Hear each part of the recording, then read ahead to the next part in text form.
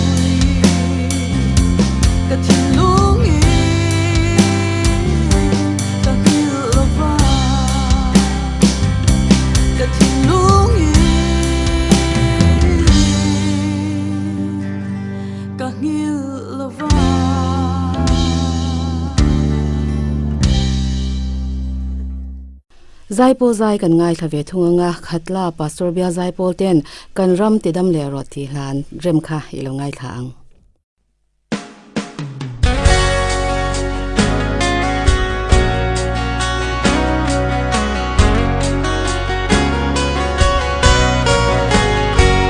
kan ram tidam le ro pa I chunga kan ti swa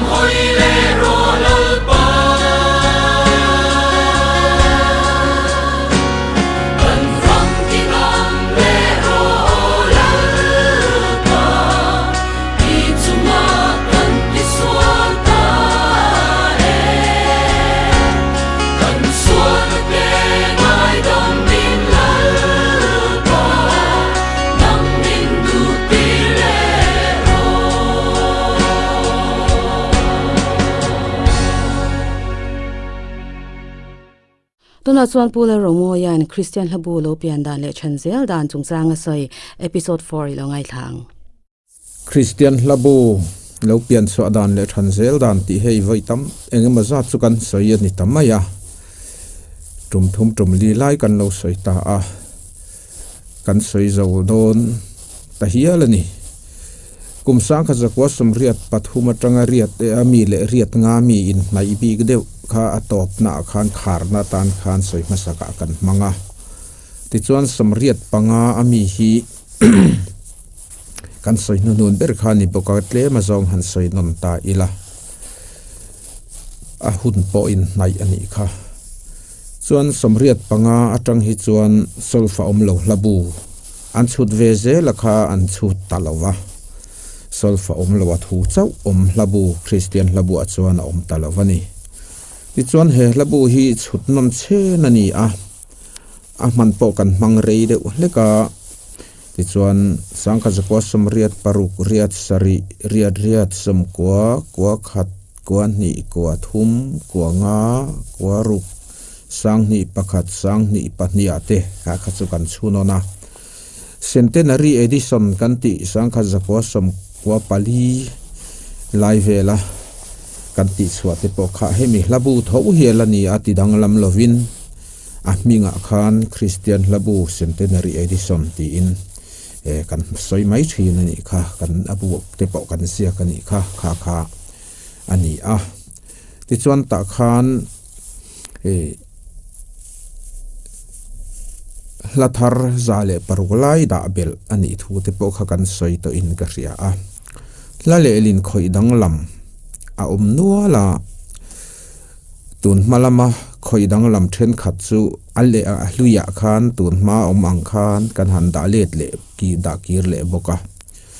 thil thar pakhat chu hlalar tun lai hlalar deu thalai ho hladu zong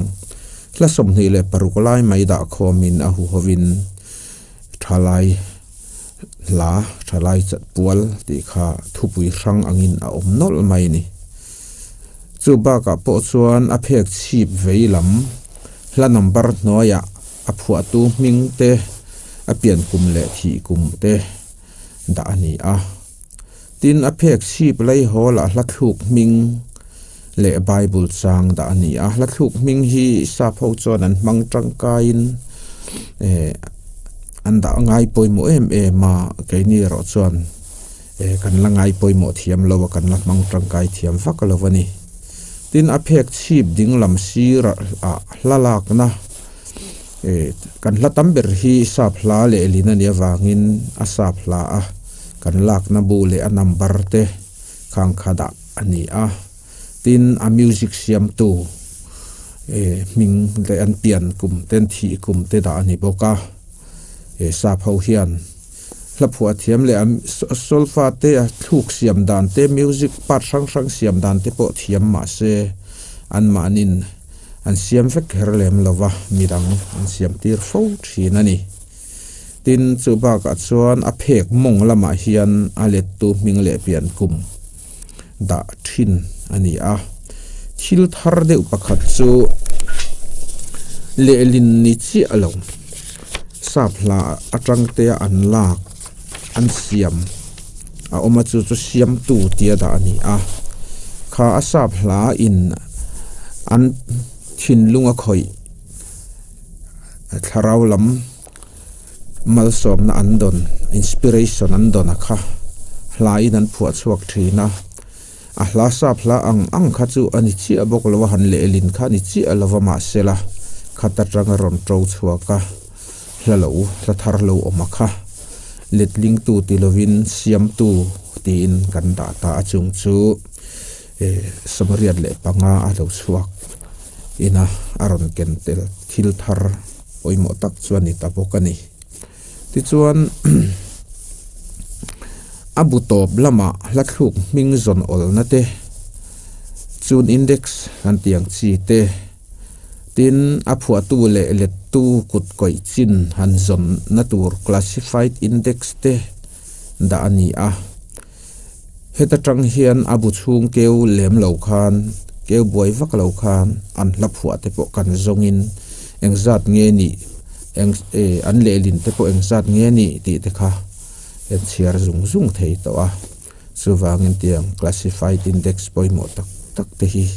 alo tel ta ni chu ba ka chuan thil a ma tanga lo chom thu chiarin chon kan tiang thrit chi te trong trai na phu sa ti te ama tang om sa chu ti phui suya ti bela siam bel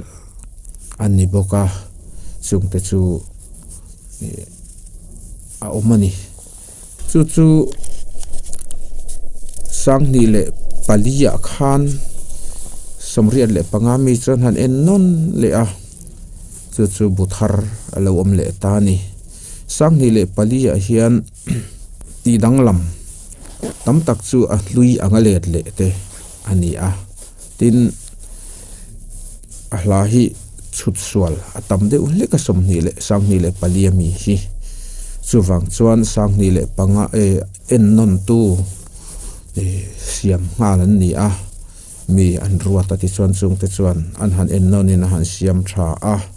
ti chuan sang ni le palia mi 18 edition anti chu sang ni le panga an han en non chu 18 revised edition tin akal zuita a ti chuan sang ni le panga apo siam tha zo man chi alo ma se an no mi te po chu 18 revised edition ti in alo kal zela chu tu na kan man me khi alo ni ta ni ti chuan ti swala wang hian poi kan em a committee point poetia sinot khom pui poeti a kamia wang khan officers meeting anti kan ruai tu lok dem khom chuan ko ran tina ngai dam dil na thupa choi na an chuang nge ani ti chuan sang ni le panga ami po hi voyeng mazat kan chunon le to a tuna kum som ni alo ni le to a chuwangin tuna hian athar buat sai turin alo om le ta me ka buat sai tu te kumpa ko ta chutiang chuan athar te po kan la nei le mai don ni ina langa ni ma se chulam chu boi pui tu te ko ta la oma van tlang chuan kan la mu thei lova eng tiang takin nge lo lan don po kan la hre thei lova ti chuan hemi sang ni le palia mi 18 edition mi hi 18 revised kan ti akan soitak ber hian lazaru oma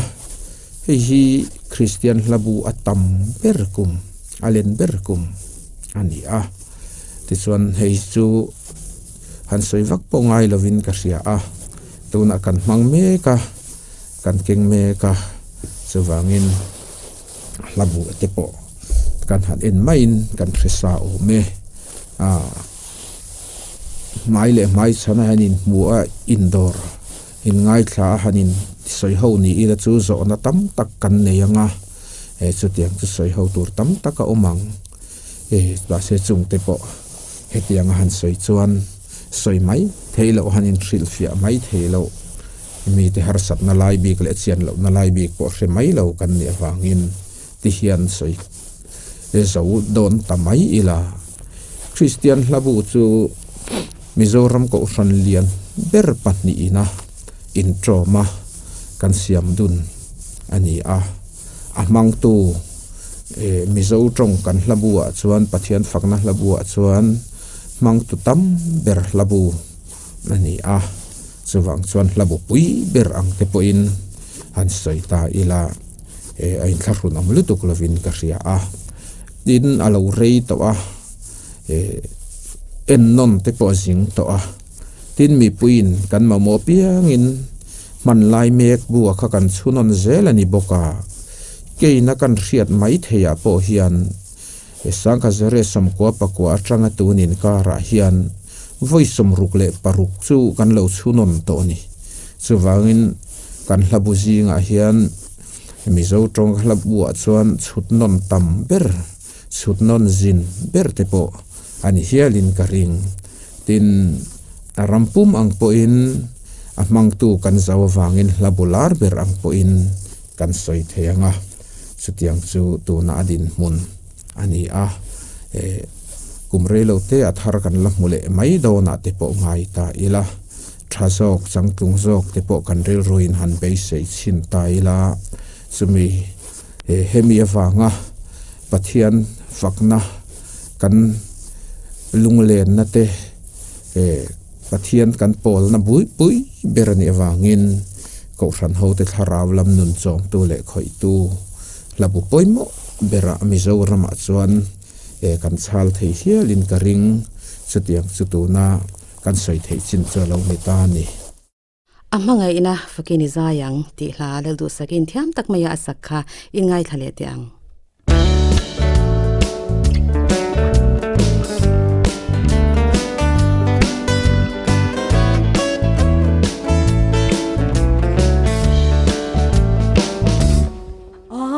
Hãy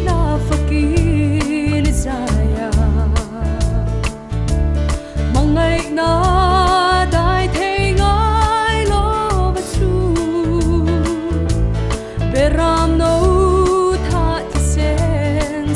cho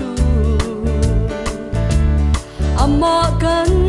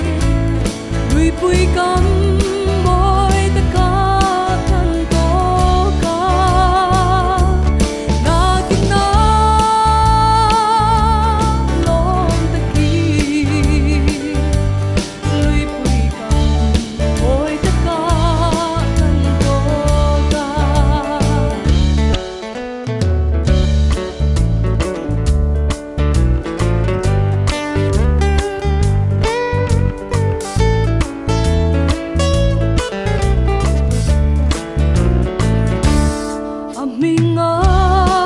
để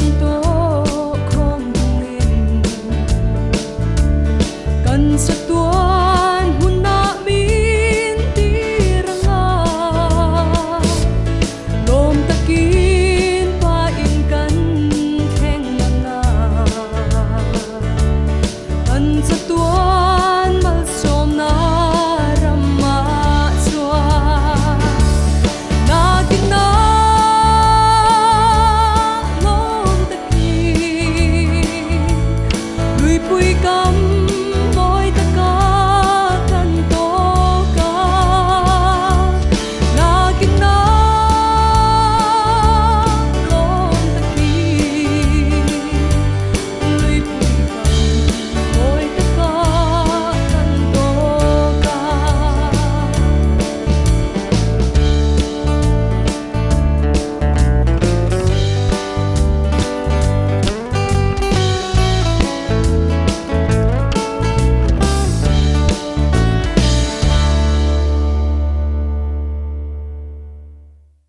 kan hun top kan lo thleng le ta a kan program ti top nan zai pol zai kan ngai thla anga dorpui pastor bia zai pol ten ka chak na lel party an rem kan ngai thla anga kan program te mi lo ngai thak saka mi lo hlut sak tu te zunga lom thu kan seya mi lo ngai thane zel torin kan som che wani in zawain mang cha wele